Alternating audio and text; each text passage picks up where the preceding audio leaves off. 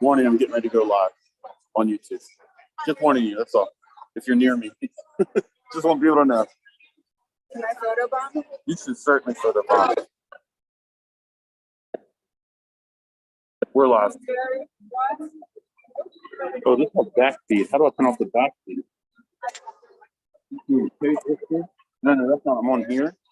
But what happens on my computer is that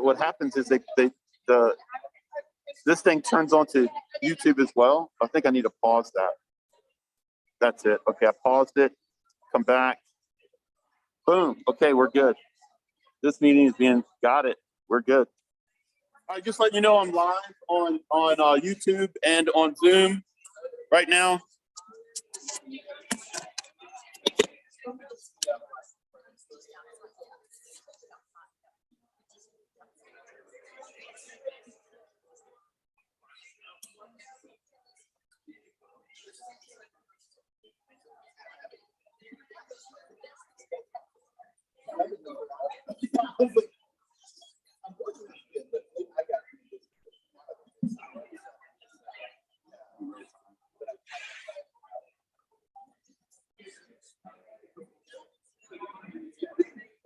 Can you send me the agenda?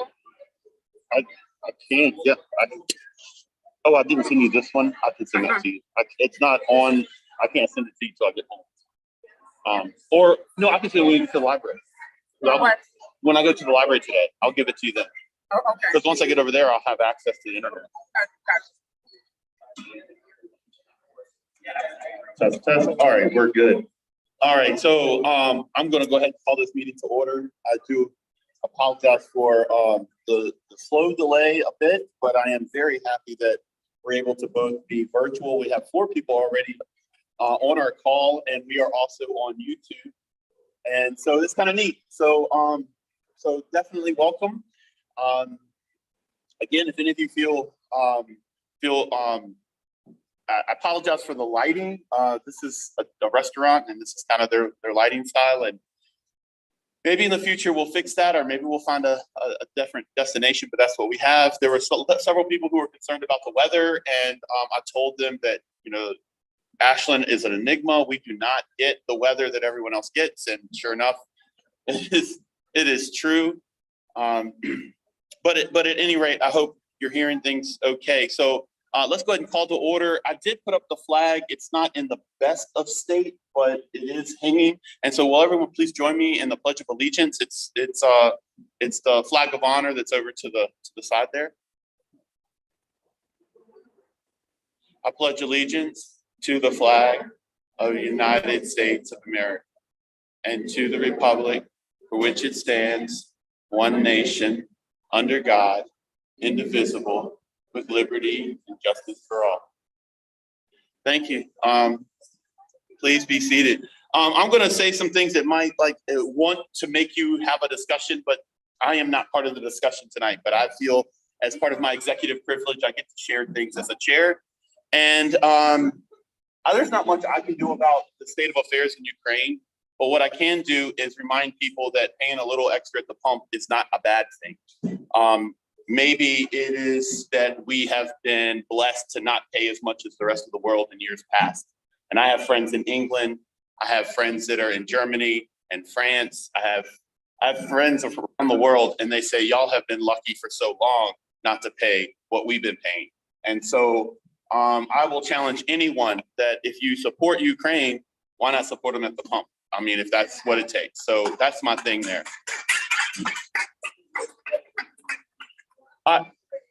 Thank you. I also want to say thank you to Joe Biden and all of the Senate Democrats, because the ARPA funding has really helped the town of Ashland and our county. We would not have broadband expansion were it not for ARPA. And our board of supervisors will tell you they were not going to spend any local dollars. And ARPA funding they put towards the broadband expansion, I know it's going to be 3 years out, but that's happening because of Joe Biden. So I want to say thank you to him and his group. And in our town, there are a lot of businesses that were really struggling. And during this pandemic, the ARPA funding helped them a lot. We helped pay their rent. We helped give them reimbursements of funds that they would have had. We helped pay employee salaries, all of that because of the federal funding that came. So I want to say a big shout out to that, because I have some friends that say, oh, I want to go back to what things were before Joe went in. I was like, you want to go back to an insurrection? You want to go back to people lying about the state of the union? And so, no, I don't want to go back. And I'm very proud to be a Democrat right now. I can tell you that there's nothing that we're doing that I'm not proud of. So thank you. As I am disappointed in some of the votes that we saw at our school board, because human rights are human rights. They have voted basically to side with an anti-gay, anti everything. Like, if you're not right-wing, ultra-conservative Christian that practices things that aren't in the book that they even talk about, they seem to want you out, and the school board has voted to side with them as a partner. And I don't understand that logic. I don't understand the reasoning. I don't care how much money they're given. It's not worth it. And so I'm a little disappointed in that. And I want to take a stance against some of our supervisors who want to take away books. There's a book that I've read that I guess he would ban too, because it talks about some women trying to seduce their father, and it talks about a brother murdering his brother, and that's the Bible. And I could go on and on about things in it, and I'm not saying that that's a bad book, and I'm not saying it's a good book. It's just there are words that are valuable to some people, and I don't want to take them off the shelf, especially if we've gone through the vetting process. Anyway, that's my high horse thing. I want to turn the mic over quickly to John Siddharth for our New Moon Bash, which is coming up April 28th. And here he has the floor. Good morning, everybody. Who here has been to a Hanover Democratic Party bash? They're great parties, aren't they? You know, it's been a couple of years since we've had one, but let me remind you of what happened last time we had a bash. Abigail Spanberger introduced Mark Warner, who gave us an entire history of election fraud and Russian collusion and all kinds of bad things that happened. Plus, we had a great time. So we've had a great number of bashes, but this is going to be the best one ever. It's at Oakdale, a beautiful venue, barn style, overlooking a pond. For the very first time, we're going to have a cocktail party, complete with a signature cocktail, the Moonlight Kiss, and we have a great caterer. We're going to be catered by Eat. We're going to have musical entertainment by the premier duo. We're going to have a wonderful meal, and we've got a great number of speakers lined up. So what we want you to do is sign up. And there's several ways that you can sign up. One is you can come see me right now, and I can sign up and take your check. Or you can look at the last Hanover Democratic email, and there's two links in there. One link is for a Google Documents where you can download the order form and send a check to Post Office Box 22 in Hanover County in Ashland. Or you can go to the Act Blue site and sign up that way. For the first time, we're also pre-selling the drink tickets. We're going to have cocktails for the very first time. We're going to sell bottles of champagne and white wine and red wine, as well as beer, as we always have. So it's going to be a fantastic event. We want everyone to sign up. It's going to we're going to be limited to 200 people.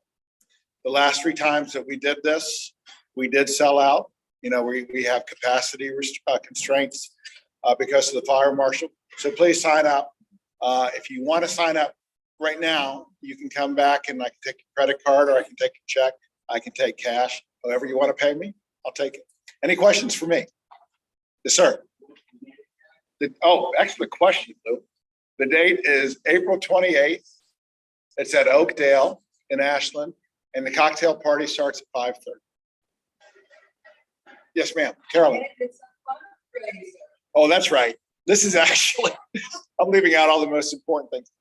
This is our premier fundraiser. This is how we generate money that we give the candidates and support our operations. We usually do so well that we haven't been able to do it for 2 years, and we still have a few dollars left in the piggy bank. But it's very, very important for people to come out, drink, have a good time. It's going to be the first post-pandemic event. It's in a big building that has a lot of ventilation, so everyone will feel safe and everyone will have a wonderful time. Yes, sir. Don Barth. I'm sorry. We're targeting 7 o'clock for dinner. And we likely will have a full program of speakers whose names you know. Mary Ann, did I leave anything out? Okay, yes, sir. Josh? This is probably not a great event for kids because we're going to try to ply everyone with drinks. But yeah, this is an adult event, and you'll find that it's a very, very nice event. It's our highlight of the year, and you will have a wonderful time. Oh, and if you have any questions, the easiest way is to contact me by email. I'm John Suddarth. I think most of you know, and my email is very simple. It's John, my first name, at Suddarth, my last name, .net, john@suddarth.net, and I will get back to you immediately. Thank you very much. Yeah. Thank you. So there's some dates I want to keep you aware of. There's a lot of debate about whether or not we should make Hanover Democratic presence present, but I think it's more important to make people present. So I want to make you aware of some big events coming up. Train Day is April 30th, and that's going to be a huge event here in the town of Ashland. We're expecting well over 15,000 people. By the way, only 8,000 people live in the town, so 15,000 coming in, that's a huge thing for us. Chief Goodman is retiring officially May 1st, and if you want to be a part of any of that, just keep your eyes to the news or social media if you want to be a part of that. The Ashland Kiwanis are having a car show for the first time here in the town of Ashland at the old Food Line Shopping Center on May 14th. The Ashland Strawberry Fair is coming out of its hiatus on June 11th, and the Hanover Tomato Festival will be July 10th. And I know there's a lot of dates and so forth, and I'll send stuff out to you in the future. I just want you aware that there's a lot going on pretty quickly coming into this, like, I don't know, we're post-pandemic. We're not quite out of it yet, but we're slowly getting there. All right, with that, I don't want to hold up anymore. I want to introduce our guest speaker. We are lucky to have a really good candidate for the 5th congressional district. I know that there likely will be a primary, but I want to introduce to you Josh Throneburg. He is an ordained minister who cares about small town America. He cares about the climate crisis, and he's here to work to dismantle the oppressive systems that are weakening our system. So here, Josh, please.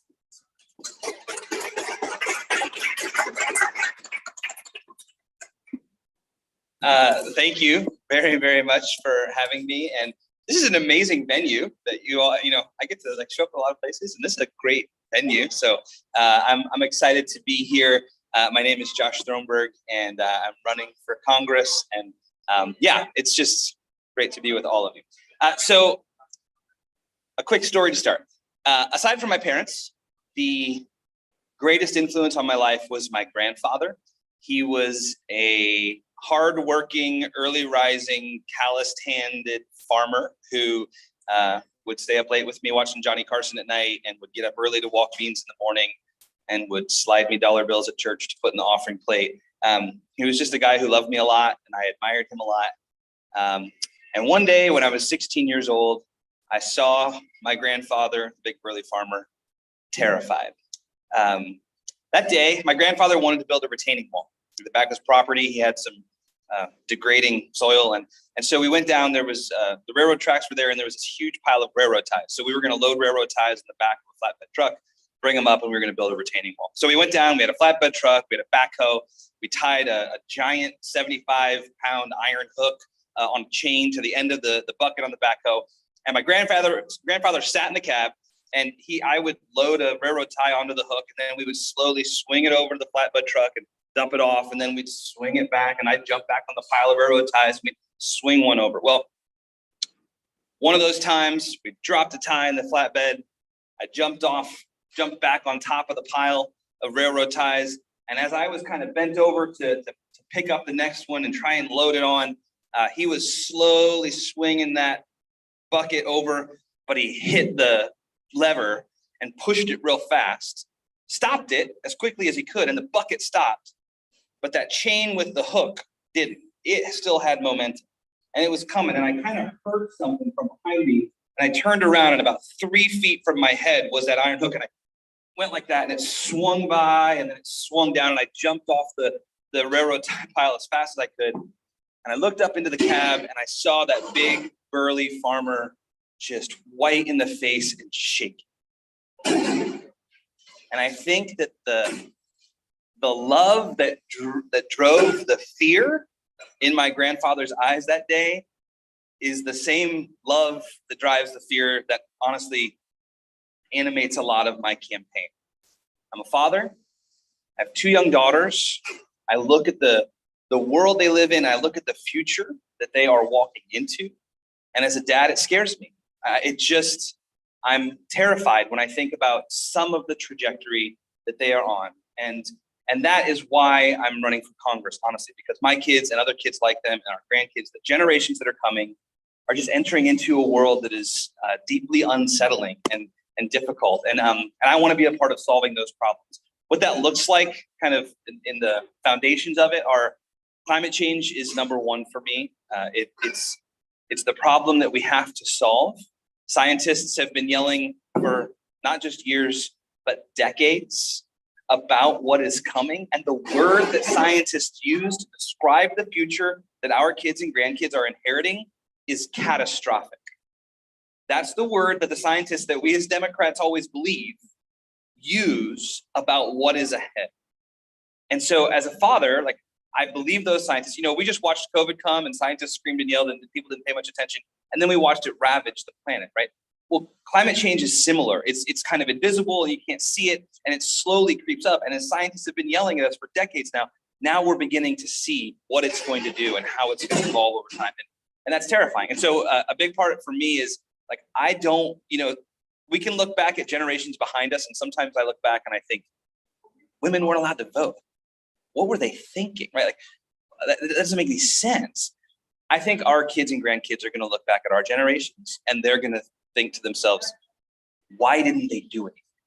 Like, everybody was telling them, the descriptions were all there. Why were they silent? Why weren't they more urgently working to preserve our future? And so that's a big one for me. I think unless we solve that problem, there are so many other problems that are so challenging that just get worse and worse. A second one for me is dealing with racism. I think it's hard for our country to move forward if we're not actually looking into our past and dealing with the reality of what has happened in this country. It doesn't mean that we're a horrible country. It just means that anytime you make a mistake, anytime you violate something or someone, you have to recognize that. You have to turn away from that thing and turn into a new future. And we're having a hard time doing that. We're pretending like these things didn't happen, like they don't, like they're not about us, but they are about us, right? We still see it every day. I'm a white male, which means I have escaped every part of that. But my wife is Korean American. My oldest daughter is Black. My youngest daughter is biracial. I live in a house with women, and they're women of color. And I want a future for them that is equitable, and just, and safe. And I want that for all of the people who are like them. And so that's a second part that really energizes my campaign. And the third part and there are many things, but the third one that I would say today is, I grew up on a farm. I grew up in a farming family, farming community, small town of 500 people. And even though it was a small town, it was still a vibrant town. It had a post office and a grocery store and a restaurant and a funeral home and a bar. And the bar that was next to the funeral home was called the Next to the Last Stop. And it had a little car wash and a library, 4 churches. Like, it was a tiny town, but it was a vibrant small town. Now, all that's left is the convenience store and 1 church. Everything else is shuttered. Everything else is gone. People have moved away. And that tiny town in Illinois, which is where I'm from, is just this hollowed out shell of what it once was. And that's what so many of our small rural communities feel like. People have left, they don't have access to internet. They don't have access to education. They don't have access to healthcare. And there's just not a motivation for people to return, for people to settle and build families. And those small towns are beginning to deteriorate. And I think what we've seen over the last 6 years is the power of rural frustration and anger. And I think as Democrats, number one, as people, we want to make sure those people are taken care of. People in small communities feel left behind because they've been left behind, right? They've been forgotten. And we need to remember them and begin to bring services and to reinvest in those communities. I also think there's political opportunity for us to show up on their doorsteps and say, we care about you. Like, we care about your life and we want to fix the problems that matter to you. And so I think that's a big one, again, that really animates my campaign. Aside from that, I'm, as I was introduced, I'm a dad. My daughters are 12 and 6. They're fantastic. I'm married 19 years. My wife and I are, we live in Charlottesville. We have a small business. I've pastored in the local church for most of my adult life. It's been about 15 years. I'm an ordained minister. And I'm hopeful that a lot of those little bits and pieces of who I am make me a good candidate in this district. I was thrilled this week. Rachel Levy endorsed my campaign. She wrote a little quote about it, and she kind of laid those things out. And my hope is that's right. My hope is that somebody that was born on a farm in a farming community in a rural agricultural space. For myself, I was born in a Republican family and community, and I grew up in that world. Somebody who is a part of a church will be able to connect with a lot of people across this district, Democrats and beyond. And so my hope is that I can take the values that I have as a Democrat, but also try and reach out to lots of different kinds of people across this district. We know it's a hard district to win, not impossible, but it's hard. And so my hope is that I'm the kind of candidate that will be able to do that. Aside from that, I want to welcome some of you who are new to the 5th District. We're glad to have you. I know most of you here are probably 1st District residents, but for the 5th District residents, welcome to the 5th. We're happy. For the 1st District residents, I don't think you have a candidate yet. And so I'm happy to, by proxy, try to represent you as well as I can. But we're excited to have you in the 5th, and we're looking forward to a really good campaign. So thank you very much.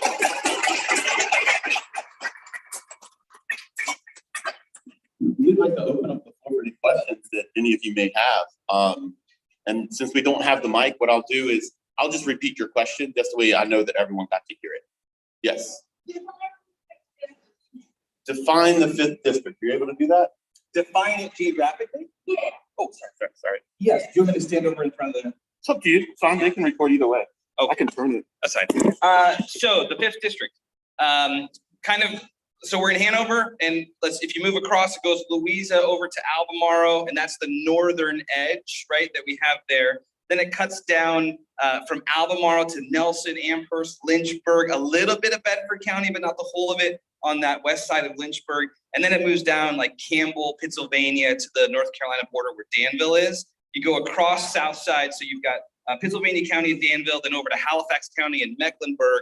Stops there. It used to have Brunswick, but Brunswick is no longer, it's now in the 4th District. And then it heads north up like Nottoway, Amelia, and heads back up toward Hanover. And then all that stuff in the center, Buckingham and Cumberland and Appomattox. And all that stuff. Is that what you were asking? Yeah.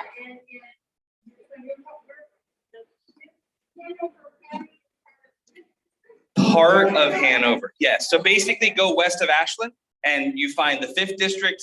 This is a rudimentary description. On the other side, you're in the 1st District. Yeah, so it's Hanover is split up. Yeah. Yes. Quite. Oh, yes. I know that you're probably very, very reflective of the values of people in the district, and you probably want to emphasize the positive. But can you tell us just how bad Bob Good is for the 5th District in Florida? This guy, this guy should not be representing anybody.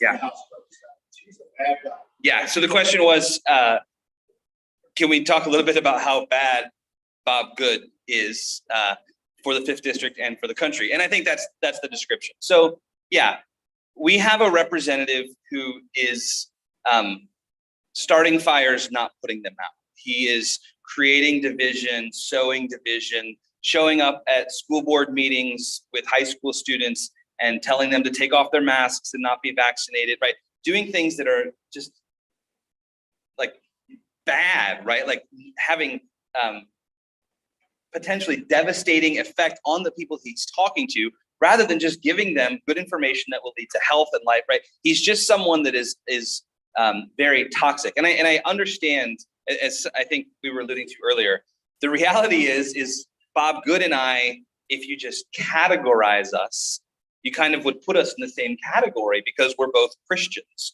but we're obviously living in a different world of what that means. The understanding, like my faith is obviously incredibly important to me. I'm a pastor, I've ordained minister, I've spent my life in the church.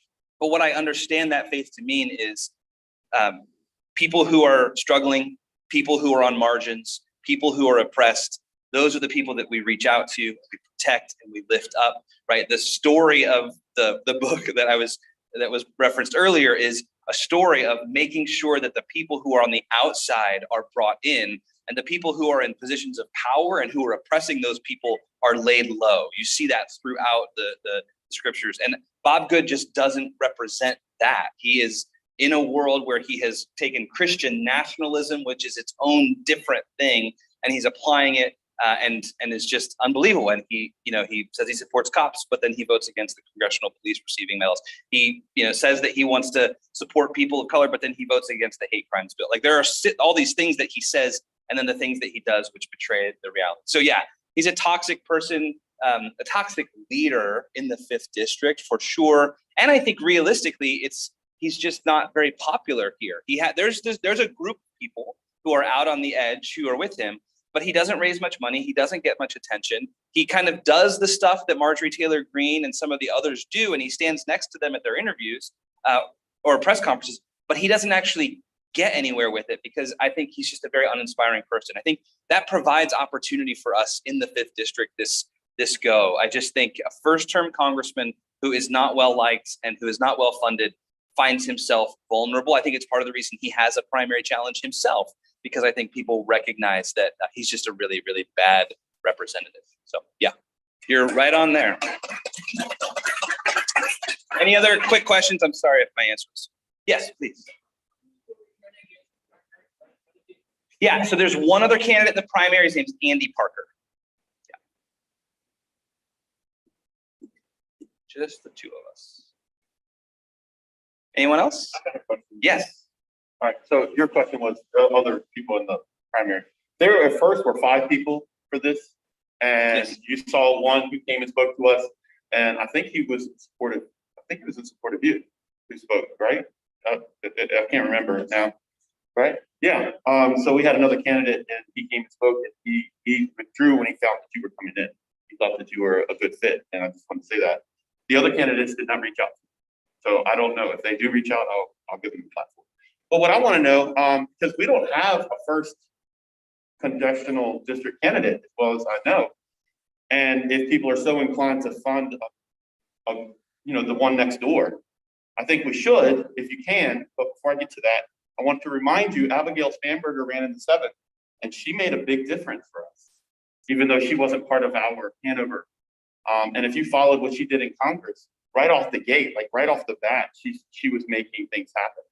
And so if that could happen with whoever the next candidate is, what I want to say is, what's your platform for how you're going to win? How are you going to win? And so how can you inspire people here who may want to help fund that victory? And what can they expect? So here you go. Thank you. That's a fantastic question.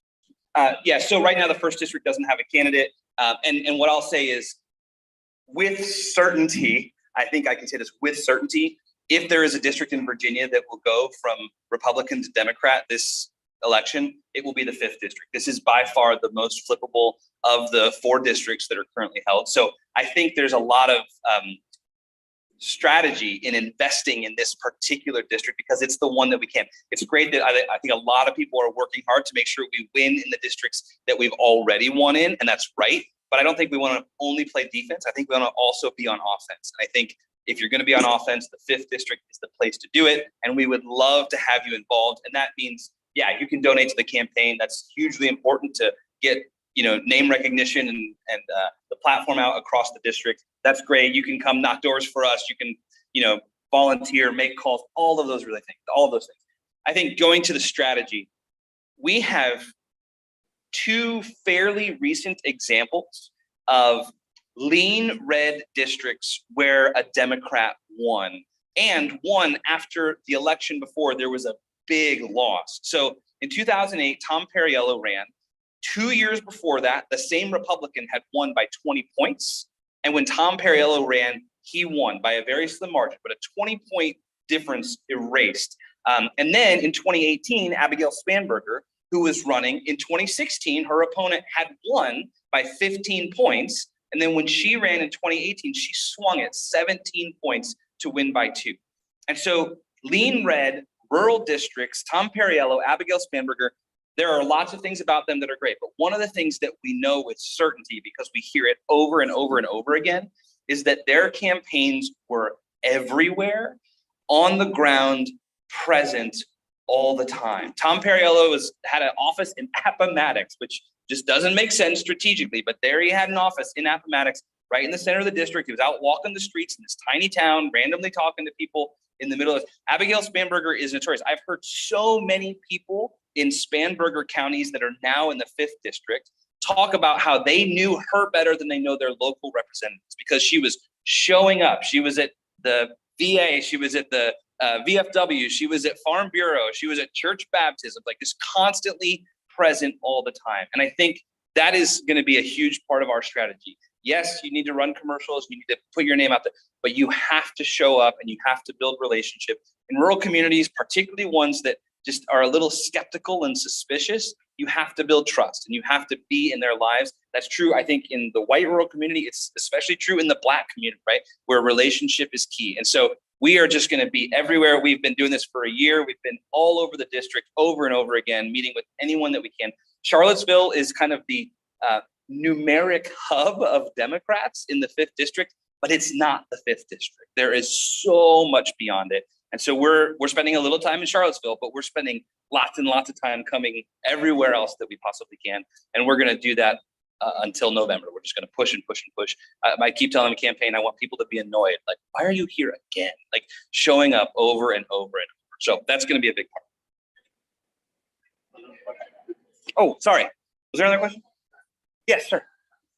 Often campaigns are successful when they express a single message that is repeated. What can the phrase your campaigns repeat? What is your message? So I'm going to give you 2 answers. So climate change is my battle cry, and it's not just climate change to save the planet. It's also to make billions and billions of dollars, right? We know that we need to save this planet, but we also know that green energy, green technology, and green manufacturing is an incredible economic opportunity. And so I think in the 5th district, we need to be talking about not only preserving a future for our kids by addressing climate change, but also bringing tons of jobs, tons of money, and building up our green economy in this district. So if I was going to go with it, that's the center. That would be my central message, yes, because that's the most important. Yeah, so the other part of it is, what I want people to know is they need someone who will represent them. Bob Good does not represent this district. He represents a fringe movement from within the district and other, but I'm the kind of candidate that can represent a district. I'm a Democrat, I have democratic values, but I'm the kind of person, because of my background, that can represent a lot of people. And I think that's what we're gonna spread across. Yeah. Yes, sir. So, the election 2 years ago, we had won by 5%. Yep. Yep. And do you know, with redistricting, how did the district shift? I grew up in Lynchburg. Yeah. Yeah. Did it shift, and what do you know, I don't want you to do all your strategy. What is your, your plan for looking at? Yeah. So I think overall, by the numbers, it's in a very similar place to where it was before. Maybe a half point one way or the other. The reality is, as you've just said, Lynchburg, we lost the north part of the district and we gained Lynchburg. There's a little bit more to it than that, but that's from a population perspective, that's the big shift. And Lynchburg is a fascinating political space. It's kind of 50-50. It can go one way or another. And so a big part of our strategy, so Chris is my field director, he's standing over there. Chris has worked on multiple campaigns, including campaigns in the 6th district, which is where Lynchburg was before. We have a field director already on the ground in Lynchburg. So Yes, you're right. A big part of our strategy is we see huge opportunity in that city to try and make inroads, make relationships. I've already been down there worshiping in Black churches and like doing the things that I think we need to do to really make a big, I think there's going to be a huge opportunity in Lynchburg specifically. It's not just that. There's a lot of rural opportunity too that I don't think we took advantage of in 2020. It was a tough year. Trump was on the ballot. That was a different cycle. I think there's a lot of rural opportunity as well. But I think, yeah, when we look at kind of the new and evolving opportunity now that the lines are different, it is Lynchburg, and we're already investing quite a bit there. Yeah. Yes, Ashley. So just from my experience as well, I felt like a lot of this kind of with identity. You know, I'm from here, I'm Republican, or I'm rural, I'm Republican, not always. But how do you plan to possibly get people out of that mindset?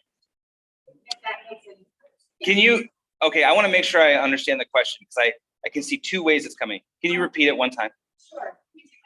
That's fine. So I found that some of this has to do with identity and has to do with being from a certain area and feeling that because you're from a certain area, that automatically makes you conservative or makes Yeah. you Republican. Yeah. As opposed to actually agreeing with the policies that the candidate or Republican actually Yes. putting forth. Yeah. So what would you say to somebody that sees it more as a family lineage Yep. or identity than what they're actually voting for? Yeah. Against in terms of policy? Yeah. So what I would say is, I totally get that. I was born in a Republican family. I was raised in a Republican family. I was raised in a Republican town. For a long time, I espoused Republican ideals because that's the world that I grew up in. I'm a Democrat. I'm running as a Democrat. And the reason I'm running as a Democrat is because eventually in life, I sat down and I thought to myself, what do I really believe about this world and how we actually create the kind of world we want to live in?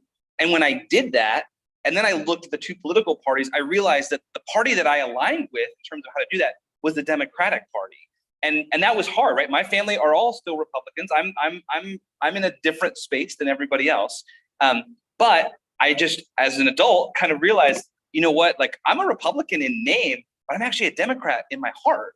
And it's time for me to align those two things. So I can tell that story over and over across this district to Republicans who are out there, and I'll say, and maybe you are a Republican, or maybe, and I'll give you just one more second on this, maybe you're a Republican who's not a Trumpist, and you don't know where you fit in the system anymore because you're not a Democrat, but you're not a Trumpist, and you just actually don't know, like you're a political nomad at this point.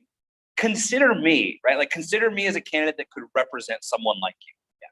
That's a brilliant statement. Last year. Republican in name, Democratic.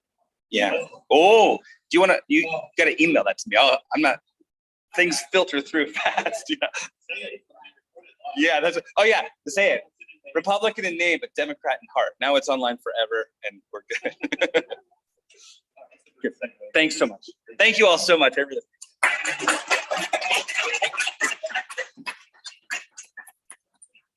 Yeah, that was well, thank you. That was very good. There is something on his side, Lou, I just want to mention, compassion and common sense.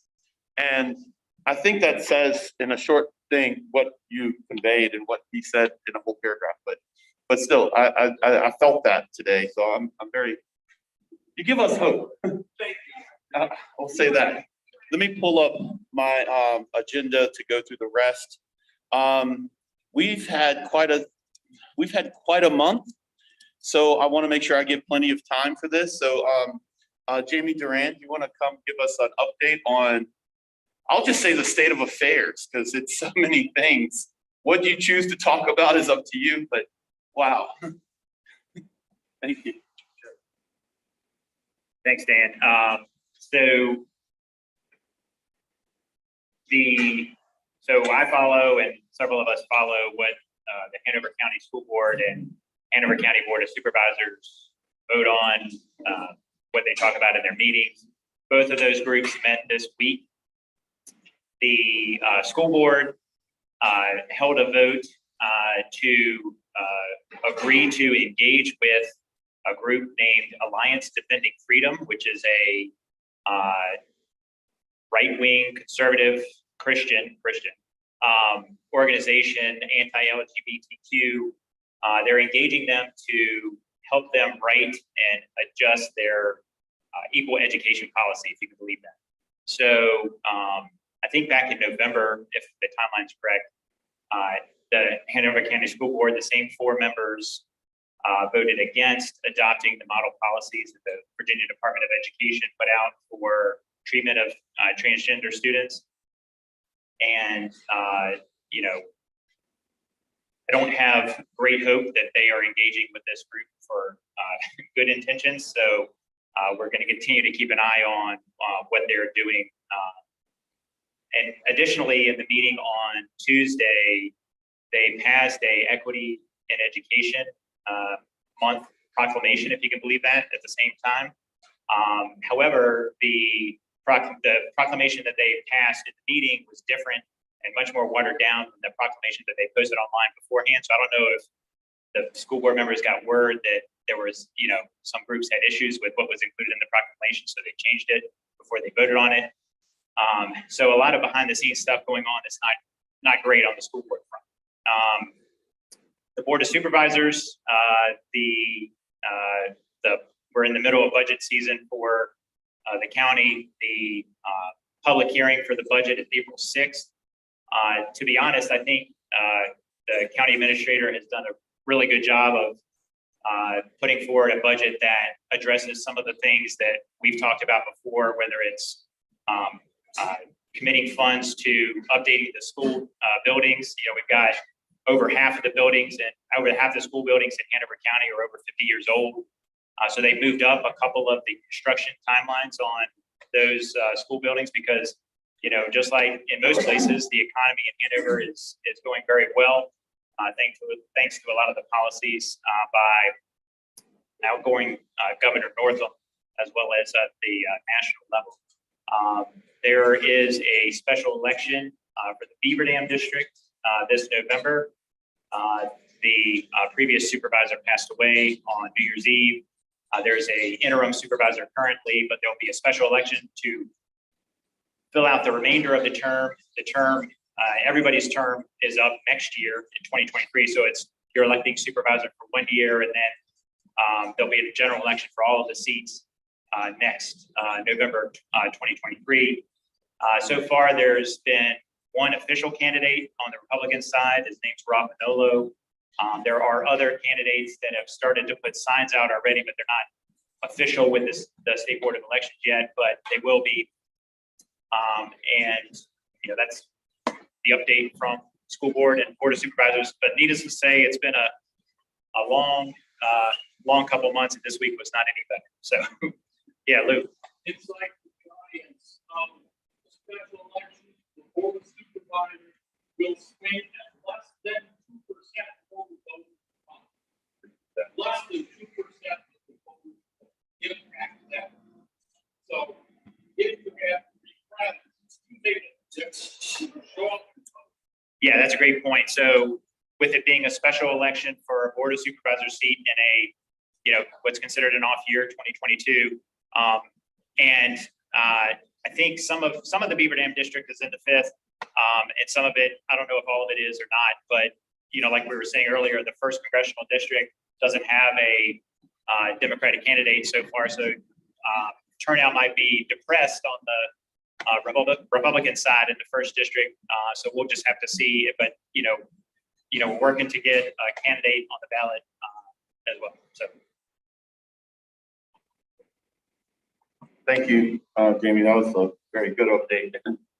A lot going on, so thanks. Are there, I don't see any candidates, but are there any candidate updates aside from the Throneburg campaign? Okay. Women's coffee, Diane.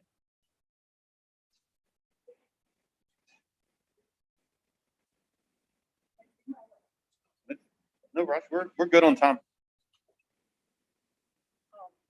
I think most of the ladies who are here may have been here earlier, but I just want to make sure that you know that our next women's coffee. No, it's not true. Oh, okay. Not be sure, maybe.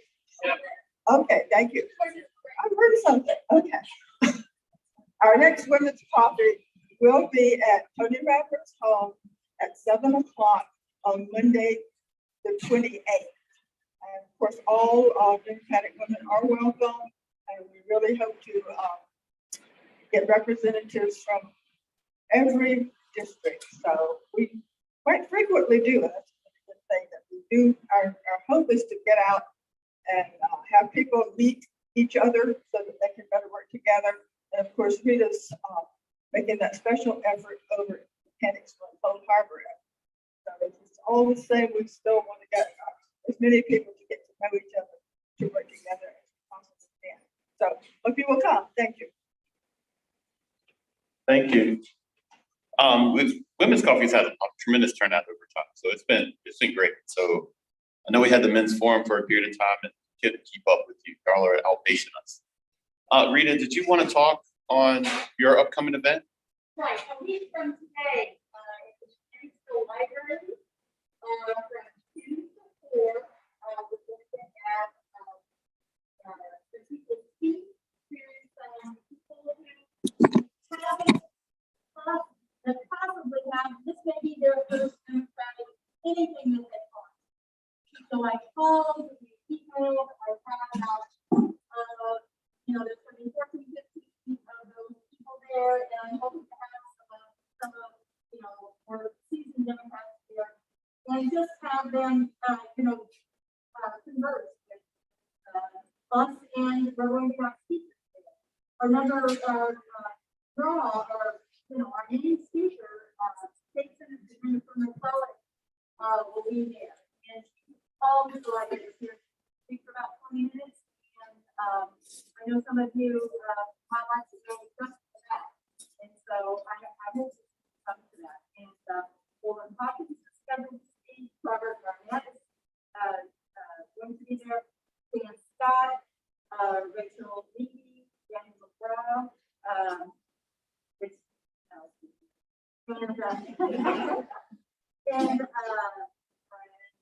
anyway, there will be some other people that are there too. So I hope that you can come just to be, big turning places. Okay, the date is March the 19th, today, from 2 to 4. It's at the Mechanicsville Branch Library.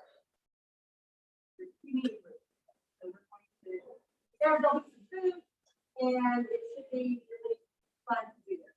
So I hope you can. So from 2 to 4, March 19th at the Mechanicsville Library, we're going to have a wonderful meet and greet session. Find out that there are lots of people with Democratic parties. Yeah. What they have in their heads might be something different, but in their hearts, they're Democrats. Yes. So before I turn the floor over to anyone else, is there any other new business? Actually, I will come to you, but any other new business before us? I got to apologize. My printer didn't work, so I couldn't print off things for any new applicants for joining our committee, so I'm not going to have that portion. So I'm going to turn this over to Ashley Hall, who's going to give us an update of sorts. Sort of. Just since I'm the head of political strategy, I told Chris I would make sure that everybody was clear on exactly what the fit was, and I'm going to do it by precinct. So this is not magisterial. This is precinct, like where you vote. So, and if Chris, if I miss one, then let me know.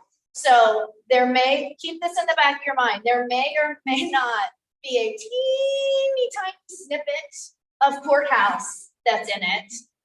Maybe.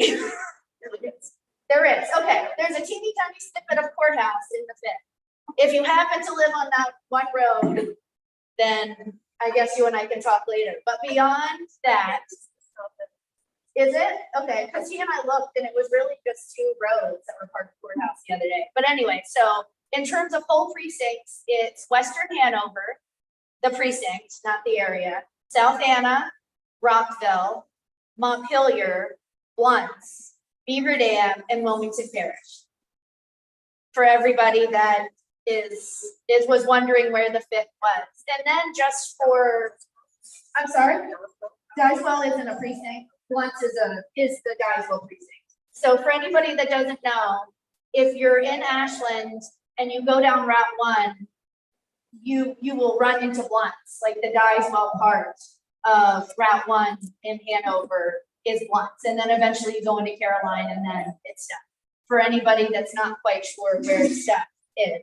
And then for future thinking, like Jamie was talking about, any work that you or may, whatever happens in the future, any work you may or may not do in the 5th will be doing outreach for a Beaver Dam Board of Supervisor seat, since Beaver Dam, a lot of Beaver Dam is part of this. And the new 59th is also a big part of this. So the new 59th, I'm sorry? Oh, yeah, she's on her way. But the new 59th, which would be the House district that contains Ashland, would also contain Rockville, Montpelier, South Anna, and a lot of that area. And if anybody volunteered for me 2 or 3 years ago for that state Senate race, that it's not there anymore, that part that was SB 12, Rockville, Montpelier, South Anna, that's all pretty much similar. So just know that it's not that far away. If you want to volunteer in Blunt, you really just, if you live in Ashland, it's like 10 minutes away. So not to fear about the drive. So I just wanted everybody to be clear on where everything was, because Hanover is huge. And I don't expect people that live in Cole Harbor to know every part of Rockville. That's not fair. And I don't know every part of Mechanicsville. So I just wanted everybody to know what we were talking about, so you can get an idea in your head of where Josh is running. That's all. Thanks. And somehow we still managed to pack all this information under an hour. We have 1 minute left and we're going to officially end at 11. But for those of you who are online, there are signs.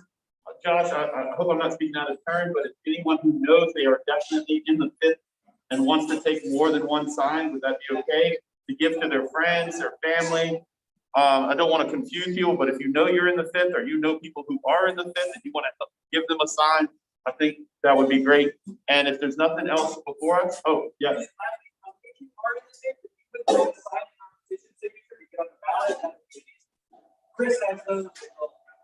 Yes, if you're in live with us here, we do have this petition going around to get him officially on the ballot if you're in the 5th. So that would be great too. And if there nothing else, is there a motion to adjourn? So moved, and that's it. We are adjourned. So thank you.